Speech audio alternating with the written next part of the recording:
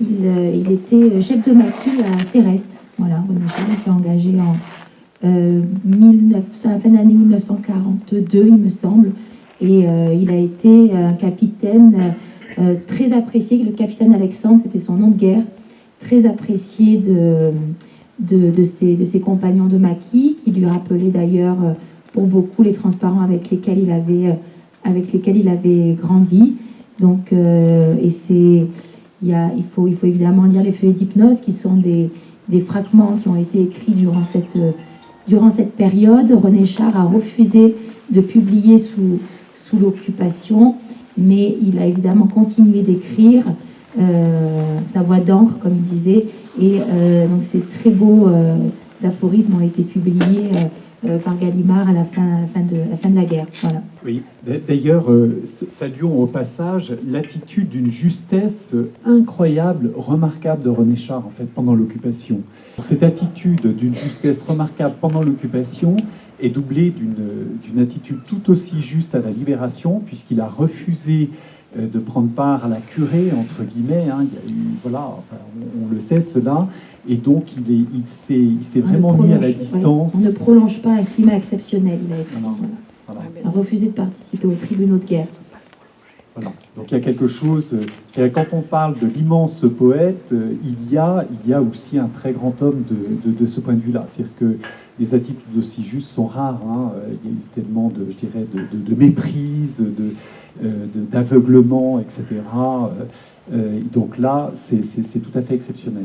Oui, tout à fait. Et du coup, c'est pour ça que vous comprenez à quel point c'est compliqué, autant pour ma grand-mère que pour moi, de le détester, de lui en vouloir, parce que pour toute cette histoire, parce qu'il y a quand même ce grand passé héroïque de grand homme. Forcément, on lit des biographies qui en font l'éloge, on lit de la très belle poésie, et du coup, voilà, c'est compliqué. Moi, dans mon livre, j'évolue un peu sur cette ligne de crête où, forcément, je sais que c'est pas très très joli ce qui s'est passé avec ma grand-mère, mais en même temps, c'est compliqué voilà, c'est pas un livre à charge. J'ai pas voulu, c'est pas revanchard, j'ai pas voulu régler mes comptes avec René Char dans ce livre, donc voilà. Alors, venons-en justement donc à l'histoire de Marcel maintenant. Ma grand-mère, en fait, elle avait été donc reconnue par cet homme qui était un électricien, qui avait accepté d'épouser Malou et de reconnaître cette petite bâtarde, hein, comme on disait à l'époque. Et cet homme les a quittés quand elle avait 3 ans. Et ma grand-mère, qui était toute petite et qui était retournée voir cette mère nourrice qui était devenue sa marraine, Antoinette Bougnard, à Loriol, ma grand-mère lui demande « Mais pourquoi mon papa nous a quittés ?» Et sa marraine lui répond « Mais c'était pas ton papa, voilà, il est parti parce que c'était pas ton père. » Mais alors elle a dit « Mais qui c'est mon père ?»« Mais ton père c'est un poète. » Elle dit « Un poète comme Victor Hugo ?»« Oui, ben voilà, un poète comme Victor Hugo. » Et donc ma grand-mère à 12 ans, elle lui a écrit une lettre. Il était, lui, donc ça datait de 1946, il était à Paris, et on a cette première lettre que ma grand-mère a reçue de René Char, qui est toujours conservée donc très précieusement par ma grand-mère, où on comprend dans la réponse de René Char que ma grand-mère lui a écrit « J'ai quelque chose à vous dire, voilà monsieur, j'ai quelque chose à vous dire, est-ce qu'on pourrait se rencontrer ou se voir ?» Et lui la félicite, parce que ça c'était la hantise de ma grand-mère d'écrire à un poète, et même plus tard, même à 30 ans, 40 ans, d'écrire à René Char, c'était pour elle une torture, voilà, elle avait peur de faire des fautes, elle avait quitté l'école à 13 ans. Et dans cette première lettre, René Char, il la félicite, il lui dit « Mais non, vous écrivez très bien pour une toute jeune fille, et je vous en félicite. Et écrivez-moi à Paris pour me dire ce que vous avez à me révéler. » Voilà. Et elle lui a envoyé 2 photos de lui, et elle lui a plus jamais écrit. Enfin, en tout cas, ils se sont un peu perdus de vue.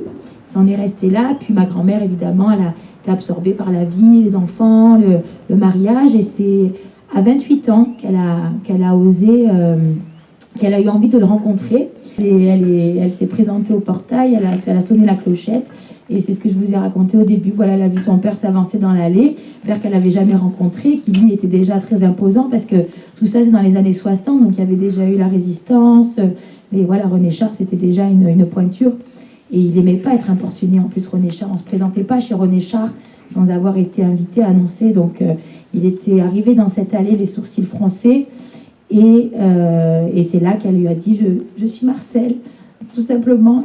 Et il lui a dit entre, sois la bienvenue. Donc, puis il avait reçu cette lettre de ma grand-mère en 46, donc dans les années 60, quand elle s'est présentée au portail. C'est un peu comme s'il avait toujours su qu'un jour elle viendrait, et il n'était pas surpris. Je pense qu'il s'est demandé même pourquoi elle n'était pas venue avant. Donc c'est comme ça, voilà, c'est leur première rencontre. Et vous dites quelque chose de très juste plutôt sur la fin du livre, disant au fond le reproche qui est à faire aux hommes, donc ça n'est pas ce qu'ils ont fait mais ce qu'ils n'ont pas fait. Et je trouve que c'est très juste là, parce que l'aventure de René Char, qui la journée était sur la plage avec sa fiancée et la nuit sans doute avec Malou, ça faisait une vie bien occupée de vacances, hein, évidemment à Antibes. Voilà, mais bon, c'était la jeunesse, voilà, on n'a pas à juger, on n'a pas à dire grand-chose par rapport à ça. Mais c'est quelque chose qu'on me pose souvent en me disant, mais il y